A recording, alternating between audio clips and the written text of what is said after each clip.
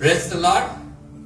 प्रभु यीशु मसीह के नाम में आप सभी को प्रेमी सलाम। आइए हम प्रार्थना करेंगे, दुआ करेंगे और उसके बाद आज के इस वचन में हम जाएंगे। प्रभु, मैं आपको धन्यवाद करता हूँ, स्तुति करता हूँ हर एक अच्छी बात के लिए, आपकी सुरक्षा के लिए हम धन्यवाद करते हैं, आपके प्रोविजंस के लिए हम धन्यवाद करते हैं। हर एक कमी घटी को आपने मिटाया और प्रभु परमेश्वर हमारे जीवन को फलवंत बनाया, हमें बहुतायत से में लेकर आए, इसके लिए मैं आपको धन्यवाद करता हूँ, स्तुति करता हूँ आपकी चंगाई के लिए, सुरक्षा के लिए। प्रभु परमेश्वर, बाहर बहुत लोग दुखी है, तकलीफ में है, परेशानी में है, लेकिन प्रभु परमेश्वर आपका अनुग्रह है हमारे ऊपर कि आपने हमें चंगाई दी है, स्वस्थता में रखा है और प्रभु परमेश्वर कोई बात की हमें कमी घटी नहीं। हम आपको धन्यवाद करते हैं प्रभु।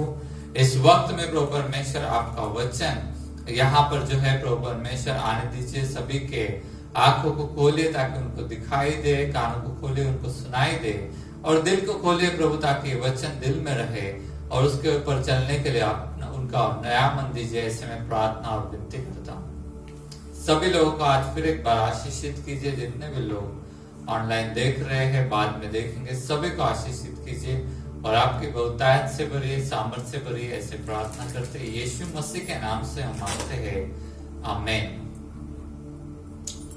मैं धन्यवाद करता हूँ प्रभु यीशु मसीह का और फिर एक बार सचमुच में हम प्रभु के लिए धन्यवादित है क्योंकि वो महान है। आज वो हमारे बीच में उपस्थित है, पवित्र आत्मा हमारे बीच में उपस्थित है। कुछ तो अच्छा परमेश्वर करना चाहता है और आज इस वचन में हम देखेंगे। हमने एक पवित्र आत्मा के बारे में हमने बहुत सारे सेशंस लिए। मैंने पिछली बार बात कही थी कि जितना भी हमने देखा, जितना भी हमने पढ़ा, पवित्र आत्मा के नाम हमने देखे थे पिछली बार, तो मैंने कहा था कि इस नाम में एक भी ऐसा खराब नाम नहीं है, इस नाम में एक भी ऐसा नाम नहीं जिसकी वजह से मनुष्य के साथ कुछ दुश्मनी हो जाए या जिसकी वजह से मनुष्य को कुछ दुख लगे या कुछ मनुष्य का बुरा हो जाए। ऐसा कुछ भी परमेश्वर के स्वभाव में, उसके काम में, उसके नाम में कुछ भी नहीं। हालेलुया। तो उससे डरने की जरूरत नहीं, उससे भागने की जरूरत नहीं है, लेकिन उसके करीब जरूर हमें आना चाहिए। और परमेश्वर का वादा है वो कभी नहीं छोड़ेगा, कभी नहीं छोड़ता, ना कभी मैं तुझे छोड़ूंगा, ना कभी ठुकराऊंगा। पवित्र आत्मा हमें छोड़कर नहीं जाते। लेकिन आज उसी के बारे में थोड़ा हम आगे जाएंगे। थोड़ा सा विषय हम थोड़ा और ले रहे हैं, लेकिन मैं विश्वास करता हूं परमेश्वर इसके द्वारा हमें हमारे साथ जरूर बातचीत करेंगे। यिर्मयाह की किताब 18वां अध्याय, ये वचन हमने बहुत बार पढ़ा है, लेकिन मैं फिर एक बार इसे पढ़ना चाहता हूं और प्रभु इसके द्वारा हमें आशीष करने वाला है। मैं वचन पढ़ता हूं 18वां अध्याय यिर्मयाह की किताब 5, 6, 7, 8। तब यहोवा का यह वचन मेरे पास पहुंचा, हे इस्राएल के घराने, यहोवा की यह वाणी है कि इस कुम्हार के समान तुम्हारे साथ क्या मैं भी काम नहीं कर सकता? देख, जैसे मिट्टी कुम्हार के हाथ में रहती है, वैसे ही है इस्राएल के घराने, तुम भी मेरे हाथ में हो। जब मैं किसी जाति या राज्य के विषय कहूं कि उसे उखाड़ूंगा या ढा दूंगा अथवा नष्ट करूंगा, तब यदि उस जाति के लोग जिसके विषय मैंने यह बात कही हो अपनी बुराई से फिरे, तो मैं उस विपत्ति के विषय में जो मैंने उन पर डालने की ठानी हो पछताऊंगा। और जब मैं किसी जाति या राज्य के विषय कहूं कि मैं उसे बनाऊंगा और रोपूंगा, तब यदि वे उस काम को करे जो मेरी दृष्टि से बुरा है और मेरी बात न माने, तो मैं उस भलाई के विषय जिसे मैंने उसके लिए करने को कहा हो पछताऊंगा। प्रभु इस वचन पर आशीष करे। आइए हम दुआ करते हैं। प्रभु, मैं आपको धन्यवाद करता हूँ। पवित्र आत्मा इस वचन को आशीषित कीजिए, मुझे बातचीत करने के लिए सहायता कीजिए, हर एक को छू लीजिए। प्रभु ऐसे मैं प्रार्थना करता हूँ यीशु मसीह के नाम से हम मांगते हैं, आमीन। इस वचन में हम पढ़ते हैं कि परमेश्वर कहता है, जैसे कुम्हार के हाथ में मिट्टी होती है और उसको मैं शेप देता हूँ, उसका मैं एक बर्तन बनाता हूँ, वैसे ही आप लोगों का जीवन भी मेरे हाथ में है। ये बात समझना कुछ मुश्किल नहीं, बहुत ही आसान है उस पर विश्वास करना, क्योंकि परमेश्वर सब कुछ बनाने वाला, हालेलुया, सृष्टि बनाने वाला है। तो हमारा जीवन भी बनाने का काम परमेश्वर ही करते हैं। हालेलुया। और ये सही बात है, जब हम सोचते हैं हम अपने हाथ से अपना जीवन बनाने की कोशिश करेंगे तो हम टूट जाएंगे। इसका मतलब ये होता है कि हम अपने ही तरीके से अपना जीवन अपने सामर्थ्य से, बुद्धि से, अपने जो भी कनेक्शन से, रिलेशन है, रिश्ते है, उससे हमारा खुद का जीवन बनाने की कोशिश जब हम करते हैं तो पवित्र शास्त्र हमें बताता है कि हर कोई अपने अपने मार्ग पर चल रहा था और परमेश्वर के पास किसी का ध्यान नहीं था। इस तरह से भटकी हुई भेड़ों के समान हम थे। लेकिन परमेश्वर यहाँ पर बोल रहा है कि मैं जो हूं कुंभार की तरह तुम्हारा जीवन जो है बना सकता हूं। और ये सही बात है, परमेश्वर जो है उसके हाथ में सारी बातें होती है। और गुड न्यूज, अच्छी खबर ये है कि परमेश्वर जब बनाता है कुछ तो भी अच्छा बनाता है। हालेलुया। ऐसा नहीं कुछ भी ले लिया, कुछ भी कर दिया और फिर जैसा कुंभार करता है कुछ बना के खराब भी है फिर भी बेच देगा मार्केट में, ऐसा नहीं है। परमेश्वर का स्वभाव क्या है कि वो कुछ तो अच्छा बनाता है, तो हमारे जीवन को वो अच्छा बनाना चाहता है। हालेलुया। उसे मालूम है कि ये पापी है, वो मिट्टी को कुछ आकार नहीं है, वो मिट्टी को कुछ तो आकार देना पड़ेगा, जिसको हम ऐसा देख सकते हैं कि अरे इसका जीवन तो पापी है, लेकिन उसको क्या करना पड़ेगा, शेप देना पड़ेगा, सही से उसको बनाना पड़ेगा, तो उसका कुछ तो उपयोग होगा। वो मिट्टी जब तक मिट्टी है, उसको आकार नहीं है, उसका कोई उपयोग नहीं, ऐसे ही पड़ा रहता, उसको कोई कीमत नहीं। जब उसको शेप दिया गया, उसको ठीक से रचा गया, उसको कीमत आ गया। हालेलुया। वैसे ही हमारे जीवन का भी है, जब परमेश्वर हमें बनाना शुरू करता है, अलग अलग रीति से हमें शेप देना शुरू करता है, अलग अलग रीति से हमें कुछ बातों को छोड़ने के लिए बोलता है, कुछ बातों को करने के लिए बोलता है, तो हमें जो है शेप देता है, हमें आकार देना वो शुरू करता है, कुछ नई बातें हमारे जीवन में लेकर आता है, पुरानी बातें निकल जाती है, तो हमारा जीवन उपयोग के लिए पात्र के समान वो बनाना चाहता है। हालेलुया। उपयोग के लिए पात्र के समान हमारा जीवन वो बनाना चाहता है। ये बात हमारे जीवन में, दिल में बैठ जानी चाहिए कि परमेश्वर हमारा जो है जीवन बनाना चाहता है, कि हमारे जीवन का कुछ तो अच्छा उपयोग, कुछ तो ऐसा उपयोग हो जिसकी वजह से परमेश्वर को महिमा मिले, जिसकी वजह से लोगों की भलाई हो जाए। हालेलुया। एक मिट्टी रह जाती है जब तक उसको बनाया नहीं जाता, और परमेश्वर नहीं चाहता कि हमारा जीवन मिट्टी की तरह वैसा ही रह जाए जिसका कोई उपयोग नहीं, जिसकी वजह से ना तो परमेश्वर की महिमा हो और ना ही मनुष्य का कोई भलाई हो। लेकिन जब परमेश्वर उस बर्तन को बनाता है, उस बर्तन बनाने वाले की महिमा होती है। कोई कुंभार अगर बहुत कुछ सुंदर बनाता है तो अरे सब लोग पूछते अरे कितना अच्छा है, कैसे बनाया, किसने बनाया, अच्छा उसने बनाया, तो ऐसा हम बोलते हैं, तो उसकी महिमा होती है क्योंकि उसने बनाया। वैसे ही जब परमेश्वर हमारा जीवन बनाता है तो परमेश्वर की महिमा होती है क्योंकि उसने बनाया सही रीति से। हम जो बना रहे थे अपने बुद्धि से वो गलत था, उससे किसी का कोई फायदा नहीं था, उसके ना तो हमारा ना परमेश्वर का कुछ महिमा होने वाला था और ना ही लोगों का कुछ फायदा होने वाला था। लेकिन जब परमेश्वर बनाता है तो वहां पर जो है बर्तन का खुद का भी कुछ फायदा होता है, उसका कुछ वैल्यू बन जाता है, उसका कुछ कीमत उसका रह जाता है, और दूसरों का भी मदद हो जाता है और परमेश्वर का भी महिमा हो जाता है। इस तरह से परमेश्वर हमारे जीवन को बनाना चाहता है, तोड़ना नहीं चाहता। लेकिन इस वचन में जैसे लिखा है, अगर यदि किसी को राष्ट्र को मैं बोलूं कि मैं बनाऊंगा, अगर वो राष्ट्र खुद ही उस परमेश्वर की बुलाहट में आया नहीं, या उसने सुना लेकिन फिर भी वो पाप ही करते गया, तो परमेश्वर उसे बना नहीं पा रहा।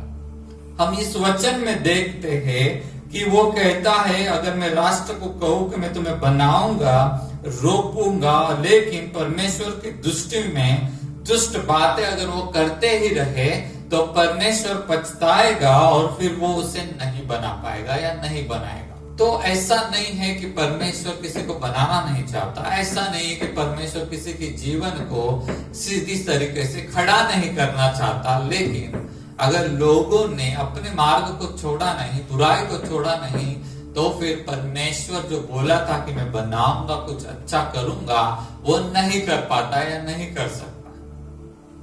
परमेश्वर दयालु है, लेकिन वो चाहता है कि हम उसकी योजना में उसको कोऑपरेट करें। उसकी जो योजना है, जो वो हमें बनाना चाहता है, उस योजना में हमारा सहभाग क्या है कि हम पाप में ना बढ़े, लेकिन हम भलाई में बढ़े, अच्छाई में बढ़े, धार्मिकता में बढ़े। परमेश्वर इस तरह से हमें करना तो चाहता है, लेकिन बहुत बार जो क्या होता है कि हमारे ही पापों की वजह से वो हमें बना नहीं सकता। दूसरा भी दिया है, कुछ लोगों के बारे में परमेश्वर बोला, कुछ राष्ट्रों के बारे में कि मैं उसका नुकसान करूंगा, उसका नाश करूंगा, श्राप करूंगा, लेकिन उन्होंने अपना सारे दुष्टता के काम जो है वो छोड़ दिए और धार्मिकता में वो आ गए, तो परमेश्वर पछताया और उसने उसका नाश नहीं किया। योना की किताब में हमें ये बात बहुत स्पष्टता से दिखाई देती है, और यहाँ पर यिर्मयाह ने भी वही बात बताई। तो परमेश्वर बेसिकली क्या बता रहा है, तुम मेरे हाथ में मिट्टी के समान हो कि मैं तुम्हें बना सकता हूं। हालेलुया, बना सकता हूं, जो चाहे वो आकार में तुम्हें दे सकता हूं और तुम्हें कुछ उपयोग का पात्र में बना सकता हूं। लेकिन हमें क्या करना है, हमारे पुराने मार्गों को हमें छोड़ना है, पुरानी आदतों को छोड़ना है, पुराने पापी स्वभाव को और कामों को हमें छोड़ना है और धार्मिकता में हमें आना है। अगर हम धार्मिकता की चाल नहीं चलना चाहते तो फिर बहुत ही मुश्किल है। धार्मिकता, भलाई करते रहना, ये परमेश्वर का स्वभाव ही है, और उसके उस स्वभाव के बीच में हमारे ही पाप आ रहे हैं। परमेश्वर बनाना तो चाहता है, लेकिन हमारे पाप की वजह से वो बना नहीं सकता। इसीलिए परमेश्वर क्या कहता है, धार्मिकता के भूखे और प्यासे धन्य वो तृप्त किए जाए। मैंने पिछले दिनों में बोला, वही रिपीट में करता हूं कि हम पाप के ही प्यासे थे, प्रभु ने आकर हमको बताया नहीं नहीं ऐसा मत करो, इससे श्राप आएगा। धार्मिकता के भूखे प्यासे बन जाओ, तब क्या होगा, आशीष आएगा। Hallelujah, hallelujah. तो परमेश्वर हमारे जीवन को बनाना चाहता है और हमारी ही बुद्धि, हमारे ही मार्ग, हमारे ही उन्नति के बीच में आ रहे हैं। आइए हम एक वचन पढ़ते हैं, मत्ती की किताब 10वां अध्याय, पहला वचन, 7वां वचन, 8वां वचन मैं पढ़ता हूं आपके लिए। मत्ती 10:1। फिर उसने उन 12 चेलों को पास बुलाकर उन्हें अशुद्ध आत्माओं पर अधिकार दिया कि उन्हें निकाले और सब प्रकार की बीमारियां और सब प्रकार की दुर्बलताओं को दूर करें। 7वां और 8वां वचन। और चलते चलते यह प्रचार करो, स्वर्ग का राज्य निकट आ गया है। बीमारों को चंगा करो, मरे हुओं को जिलाओ, कोढ़ियों को शुद्ध करो, दुष्टात्माओं को निकालो। तुमने सेतमेत पाया है, सेतमेत में दो। सेतमेत मतलब फ्री में, फोकट में मिला है तुमको, तुम भी फोकट में चंगाई दो, छुटकारा दो, दुष्टात्मा को निकालो और स्वर्ग का राज्य आ गया है, ऐसा प्रचार करो। तो ये 10वां वचन में 12 चेलों को लिया परमेश्वर ने और अशुद्ध आत्माओं को अशुद्ध आत्माओं को निकालने का अधिकार दिया और सब प्रकार के रोगों को, बीमारियों को चंगा करने का, दुर्बलताओं को दूर करने का अधिकार उनको दिया। परमेश्वर क्या चाहता था, इस्राएल को बनाए। हालेलुया। और फिर हम उस परिस्थिति में अटका हुआ महसूस करते हैं और हमें कुछ भी अच्छा लगता नहीं है और कुछ भी अच्छा हम सोचते भी नहीं, और हमारा भी जीवन बदलेगा नहीं। परमेश्वर हमारी सोसाइटी को बनाना चाहता है हमारे द्वारा। परमेश्वर हमारे दुश्मनों को बनाना चाहता है हमारे द्वारा, ताकि वो भी हमारे दोस्त बन जाए। हालेलुया। लेकिन हम साथ नहीं देते परमेश्वर का, हम पीछे हट जाते हैं, हम दुश्मनों के साथ दुश्मनी कर लेते हैं। उसने मेरा पैर खींचा, मैं उसका हाथ पैर सब खींचूंगा। नहीं नहीं नहीं, परमेश्वर बनाना चाहता है कि वो भी आपका दोस्त बने। जो आपका पैर खींचता है वही आपके लिए ऊपर उठाने वाला बन जाए। ये परमेश्वर की योजना है। परमेश्वर परिस्थितियों को बदलता है, हमारे द्वारा ही बदलता है। हालेलुया। हम ऐसा ये टेस्टिमनी बोलते हैं, हमने प्रार्थना किया ऐसा हुआ और बारिश बंद हो गया, हमने प्रार्थना किया ऐसा हो गया और बारिश शुरू हो गया। हम परिस्थिति को परमेश्वर क्यों बदल रहा है? बनाना चाहता है परमेश्वर सोसाइटी। हालेलुया, ये भलाई का काम। लोग क्या करते हैं, अभी मैं सर्वानंद हॉस्पिटल में गया था, बड़े बड़े वहां पर डोनेशंस देते, 1 लाख दिया, 2 लाख दिया, 50 लाख दिया, जो भी है, बड़ा बोर्ड रहता है वहां पर, और सबके इतने इतने डोनर से मैं पढ़ रहा था, बहुत सारे डोनर से। ये क्या है? उनका भलाई करने का तरीका है। किनका? जिनको शायद यीशु मालूम नहीं उनका, लेकिन हमारा सिर्फ उतना तरीका नहीं। ऑफकोर्स हम भी दे सकते हैं और देना चाहिए गरीबों के लिए, मैं ऐसा नहीं बोल रहा हूं कुछ गलत करे, मैं सिर्फ बता रहा हूं उनका तरीका ऐसा। बाइबल का तरीका क्या है कि तुम प्रार्थना करो लोगों के लिए, तुम दुश्मनों के लिए प्रार्थना करो। बाइबल का तरीका क्या है? सुसमाचार सुनाओ। तरीका क्या है? बीमारों को चंगा करो, दुष्टात्माओं को भगाओ। ये हमारा तरीका, ये मार्ग परमेश्वर ने दिया है। जो तुम्हें श्राप देते हो उनको आशीष दो, और जो आशीष देते हो उनको भी आशीष दो, जो आशीष नहीं भी देते उनको भी आशीष। Hallelujah, hallelujah. ये सब भलाई का काम हमारे लिए, हमारे द्वारा ही परमेश्वर करना चाहता है। परिस्थिति को बदलना चाहता है, आपके दुश्मनों को बदलना चाहता है, समाज को बदलना चाहता है, और गवर्नमेंट को भी बदलना चाहता है। हालेलुया। दानिएल एक ऐसा आदमी था, परमेश्वर के साथ रहता था, और आज पवित्र आत्मा ने बोला कि राजाएं आए और राजाएं चले गए। दानिएल की किताब में आपने पढ़ा होगा, लेकिन परमेश्वर की भलाई करने वाला दानिएल वहीं पर खड़ा रहा। हालेलुया। वो बदला नहीं, उसका पोजीशन बदला नहीं, उसका अधिकार बदला नहीं, सिर्फ राजा बदलते गए। Hallelujah, hallelujah. क्यों? क्योंकि दानिएल के द्वारा परमेश्वर उस समाज में सच्चाई और भलाई करना चाहता है। आज हम रो रहे हैं, हमारा गवर्नमेंट ने ऐसा किया, हमारे गवर्नमेंट ने वैसा किया, हमारे गवर्नमेंट ऐसा ऐसा ऐसा ऐसा, हमारा बहुत कंप्लेंट्स है, कुड़कुड़ाहट बहुत है हमारे पास। लेकिन जब भलाई का काम आता है, सुबह 6 बजे उठना, प्रार्थना करना वगैरह, तब हम उस भलाई के काम में शामिल नहीं होना चाहते। जब मैंने कितने महीने से मैं बता रहा हूं, गरीब लोग हैं हमारे पास, उनके लिए पैसा भेजो। वो जो भलाई का काम जब आता है, बहुत सारे लोगों ने चुप्पी रखी है,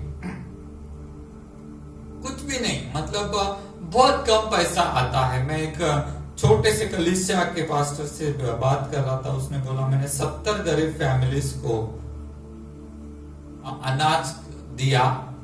पास्टर्स लोगों का नेटवर्क वगैरह क्रिएट करके उन्होंने जो भी है किया, और हमारे पास सिर्फ 5-6 फैमिलीज है, लेकिन उनको भी हम दे नहीं पा रहे। तो ये भलाई का काम जब परमेश्वर करता है, हम पीछे क्यों हट जाते हैं, और फिर बाद में हम फिर कंप्लेंट क्यों करते हैं? ये ऐसे ही होने वाला है, हमारे द्वारा ही होगा। अगर हम रुक गए तो परमेश्वर रुक जाएगा, और हमारा भी भलाई नहीं होगा और दूसरों का भी भलाई नहीं होगा। क्या आप बात को समझ रहे? परमेश्वर कभी भी भारत देश का कुछ बुरा नहीं करना चाहता, आपका वैयक्तिक रीति से भी कुछ बुरा नहीं करना चाहता, और किसी का भी, कोई भी हो, कैसा भी हो, परमेश्वर इन दिनों में भारत को बनाना चाहता है। हम बोलते इतने चमत्कार हो रहे, उतने क्यों हो रहे हो? इसीलिए हो रहे क्योंकि परमेश्वर बनाना चाहता है, तोड़ना नहीं चाहता। डैनियल एक अनशेकेबल था, उसको कोई मतलब हिला नहीं पाया। उसके किताब में हम देखते हैं, पवित्र आत्मा कहता है कि वो खड़ा रहा क्योंकि पवित्र आत्मा उसके द्वारा वहां पर अच्छे काम कर रहा था। उसके द्वारा सही ज्ञान वो राजा को दे रहा था, सही सलाह वो दे रहा था। वहां पर भी बड़े चमत्कार हुए। दानिएल की किताब में हम देखते हैं, ऐसा नहीं कि कुछ हुआ ही नहीं, वहां पर बहुत चमत्कार भी हुए, और दानिएल खड़ा रहा, राजा बदल गए। हालेलुया। आप खड़े रहोगे, परिस्थितियां बदल जाएंगी, आपके बॉस बदल जाएंगे, अधिकारी बदल जाएंगे, लेकिन परमेश्वर आपको ऊंचाई पर रखेगा अगर आप उसके भलाई के काम में शामिल है तो। हम भविष्य से डरते हैं। डैनियल को डरने का जरूरत नहीं था, उसे मालूम था भविष्य में क्या होने वाला है। पूरे वो राष्ट्रों में वो एक ही आदमी था जिसको प्रभु ने प्रकट किया था, ये होगा, ये होगा, ये होगा। हमें प्रकट किया प्रभु ने, आने वाले दिनों में ये सब होने वाला है। हमें डरने का जरूरत नहीं है, क्योंकि हम भलाई करने में एंगेज। Hallelujah, hallelujah. जब हम एंगेज नहीं है भलाई करने में, तब हम कंफ्यूज है, तब हम डरे हुए हैं, तब हम कुड़कुड़ाहट में। क्या आप बात कर रहे हो? या तो आप एंगेज हो जाओ।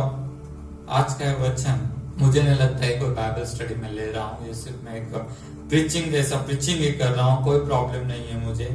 लेकिन मैं ये बता रहा हूं कि परमेश्वर भलाई का हाथ जब आगे बढ़ा रहा है तो मसीही लोगों ने पीछे नहीं जाना चाहिए। क्यों पीछे जाने? जरूरत ही नहीं ना आपको पीछे जाने की। जब कोई कहता है परमेश्वर अकेला ही ऐसा व्यक्ति है जिसने बोला है मैं तुम्हारी भलाई करने का कभी नहीं छोड़ूंगा। हालेलुया। तो यिर्मयाह की किताब 32वां अध्याय और 40वां वचन ऐसा कहता है कि मैं उनसे यह वाचा बांधूंगा कि मैं कभी उनका संग छोड़कर उनका भला करना न छोड़ूंगा, और अपना भय मैं उनके मन में ऐसा उपजाऊंगा कि वे कभी मुझसे अलग होना न चाहेंगे। तो यहाँ पर जो है परमेश्वर वादा करता है कि मैं उनका भला करना कभी नहीं छोड़ूंगा। तो इस तरह से हम देखते हैं कि परमेश्वर भलाई का हाथ हमारी तरफ जो दे रहा है उसको हमको स्वीकार करना है, ताकि क्या हो जाए, हमारा जीवन बदले और ताकि हमारे द्वारा दूसरों का भी जीवन बदले। पर बहुत बार ऐसा होता है जब परमेश्वर हमें बनाना शुरू करता है, कुछ करना शुरू करता है, हम खुद ही उसको रेजिस्ट करते हैं। जैसे अभी मैंने बोला सुबह की प्रार्थना में आओ, विनती की अच्छी तरीके से, लेकिन हम खुद ही आए नहीं उसमें। या सोमवार में आओ, नहीं हम खुद ही नहीं आ रहे उसमें। शनिवार आओ, नहीं हम खुद ही नहीं आ रहे उसमें। तो परमेश्वर जब परमेश्वर कुछ बोलता है जाकर सुसमाचार सुनाओ, या परमेश्वर कुछ बोलता है कि जाओ चर्च में जाओ, ऐसा ऐसा काम करो, ये सारे भलाई के काम रहते, हम खुद ही उसमें शामिल नहीं। और परमेश्वर जब हमें शेप देना चाहता है, कुछ लीडरशिप में आपको बोला गया, जिम्मेदारी दी गई कि भाई आप लीडर बनो, ये काम करो, ये सब भलाई के काम है। इससे क्या होता है, बदलाव आता है हमारे जीवन में और दूसरों के जीवन में। इसलिए परमेश्वर ये हमें करने के लिए देता है, और जब हम उसको रेजिस्ट करते हैं, हम खुद को ही शेप देना बंद करते हैं, और हमारे द्वारा दूसरों के लिए भी कुछ भी काम नहीं होता है। और इसीलिए आज अगर आप इस वचन को हमने पढ़ा कि यहोवा आप लोग सभी और हमारा देश एक मिट्टी के समान परमेश्वर के हाथ में है, और जैसे कुम्हार उसको बनाता है, अच्छा करता है, वैसे परमेश्वर अभी अच्छा कर रहा है। तो मैं आपको चैलेंज करता हूं, मुझे खुद को भी, कि हमें उस काम में शामिल होना चाहिए। हालेलुया। एक प्रार्थना करना इतना मुश्किल नहीं है, या किसी को सुसमाचार बताना भी कोई मुश्किल काम नहीं। हालेलुया। मुश्किल काम बहुत सारे हैं, जैसे कि बहुत सारे काम है। अगर आप सॉफ्टवेयर इंजीनियर है, सॉफ्टवेयर बनाना एक मुश्किल काम है, इजी नहीं है वो। आप कौन सा भी इंजीनियर है, बिल्डिंग बनाना है, वो भी कोई सिंपल काम है, वो भी मुश्किल है। उल्टा ये थोड़ा आसान है, हालांकि ये रास्ता इतना आसान नहीं है, परमेश्वर का वचन कहता है, लेकिन ये रास्ता भलाई का है। इसके द्वारा हम खुद शेप पाते हैं, और दूसरे भी शेप पाते। इतनी सारी टीम्स आकर गए अमेरिका से, जापान से। हर बार जब वो जाते हैं इंडिया से, वो कहते हैं अच्छा हो गया हम आ गए, आपके द्वारा हमने बहुत कुछ सीखा। और हम लोग उनको कहते हैं कि अच्छा हो गया आप लोग आ गए, आपके द्वारा हमने भी बहुत कुछ सीखा। और परमेश्वर हर बार वो लोग वहां यहाँ पर जब आते हैं, उनका हर बार टेस्टिमनी है, कुछ तो हमने सीखा आप लोगों के द्वारा। हालांकि हम कुछ भी नहीं सिखाते, लेकिन हमारे द्वारा कुछ ना कुछ परमेश्वर उनको सिखाता है, शेप देता है, कुछ तो तैयार करता है उनके जीवन में। ऐसे ही होता है जब परमेश्वर की भलाई के कामों में हम हाथ लगाते हैं, चाहे ये कैमरा लगाने का एक छोटा सा काम हो, या कुछ टाइपिंग का काम हो, या प्रार्थना का काम हो, कुछ काम जो भलाई उत्पन्न करता है परमेश्वर हमारे जीवन में, कुछ ना कुछ उसके द्वारा आशीष लाता है, हमें शेप लाता है, कुछ तैयार करता है। हालेलुया। उससे हमें पीछे नहीं हटना है। पहले पहले काम कौन सा भी परफेक्ट नहीं होता, बाद में वो क्या करता है, परमेश्वर शेप देते जाता है, वैसे वो ठीक होते जाता है और भी बढ़िया होते जाता है। और हमें इस तरह से करते जाना है, ये हमेशा याद रखना है। परफेक्शन के पीछे एकदम भागने का जरूरत नहीं, परफेक्शन के पीछे भागने का जरूरत नहीं। परफेक्ट लोगों के बारे में मैं एक बात बताता हूँ और मैं बंद करता हूँ। पता नहीं ये वचन किसके लिए यहाँ पर लिखा नहीं मैंने। डॉक्टर रवि जकारिया अभी नहीं रहे इस दुनिया में, प्रभु के पास चले गए, लेकिन उन्होंने एक किताब लिखा पेन के ऊपर, दुख के ऊपर। मैंने पिछले दिनों में बोला था, पिता की किताब लिख के अभी उसका ओपनिंग का वो जो रहता है दिन आ गया, और किताब हाथ में है, अभी स्टेज पर जाके ओपन करना है। और फर्स्ट पेज जहाँ पर जो मतलब लिखा रहता है, क्या बोलते हैं, इंडेक्स पेज, वहां पर कितने चैप्टर से कहां पर है, क्या है, पढ़ रहे, खुद ही पढ़ रहे, खुद का किताब, और बोल रहे हैं काश कि मैंने ये लिखा होता, काश कि मैंने वो लिखा होता, काश कि मैंने ये लिखा होता, लेकिन टाइम खत्म हो गया, चलो जाने दो, अभी इसको ऐसे पब्लिश करना पड़ेगा। बोलने का बात ये है कि हमेशा हमें ऐसा लगेगा कि काश ये करना चाहिए था, काश वो करना चाहिए था, काश कि मैंने ये भी बोला होता, काश कि मैंने वो भी बोला होता। परफेक्शन ऐसा कुछ नहीं है। हालेलुया। मैं भी यहाँ पर स्टेज पर खड़ा रह के बहुत बार घर जाके सोचता हूँ, अरे मुझे ये बोलने का रह गया, अरे मुझे वो बोलने का रह गया, अरे मुझे ये लिखने का रह गया, वो लिखने का रह गया। परमेश्वर जहां से है वहां से आप शुरू करो। परफेक्शन के पीछे जब आप भागोगे, मैं आपको बताता हूँ ऐसा कुछ नहीं होता है। परफेक्ट लोग जिनको हम परफेक्ट बोलते हैं, डॉक्टर रवि जकारिया बहुत हाईली स्टीम व्यक्ति था मसीह जीवन में, लेकिन फिर भी वो भी बोलता था कि अरे मेरा ये रह गया, अरे मेरा ये रह गया, मैं नहीं कर पाया। हालेलुया। तो परफेक्शन के पीछे मत भागिए। परमेश्वर आज और अभी हमें जो भी बोल रहा है वो करना शुरू कीजिए। आपके जीवन में भलाई उत्पन्न होगी, आपका जीवन शेप में आएगा, आपके द्वारा दूसरों में भी भलाई उत्पन्न होगी, और परमेश्वर ऐसे हमारे समाज को बनाते जाएगा। और यहाँ पर जो हम बोल रहे इतना श्राप है, आने वाले दिनों में आशीषों को हम देखेंगे। प्रभु आशीष करें। आइए दुआ करते हैं। परमेश्वर आप भलाई के परमेश्वर, मैं आपको धन्यवाद करता हूँ इस देश को और हमारे जीवन को आपने रचना शुरू किया है। आज जितने भी लोग इसको देख रहे प्रभु, आपको रिस्पॉन्ड करे, आपकी भलाई के कामों में शामिल हो जाए, ऐसा मेरा प्रार्थना है। और प्रभु परमेश्वर आपके इस भलाई के मार्ग पर भागना शुरू करे, ऐसा आप होने दीजिए। नया मन, नया दिल देकर आशीषित कीजिए। जो भी रुका हुआ है प्रभु परमेश्वर, लोग सोच रहे क्या करूं क्या नहीं करूं, उठूं या नहीं उठूं, करूं या नहीं करूं, वो सब सोचना छोड़कर करने के लिए प्रभु सहायता कीजिए। यीशु मसीह के नाम से मैं सबको आशीष बोलता हूँ, आशीष बोलता हूँ। धन्यवाद करते प्रभु आज के इस वचन के लिए, यीशु के नाम से।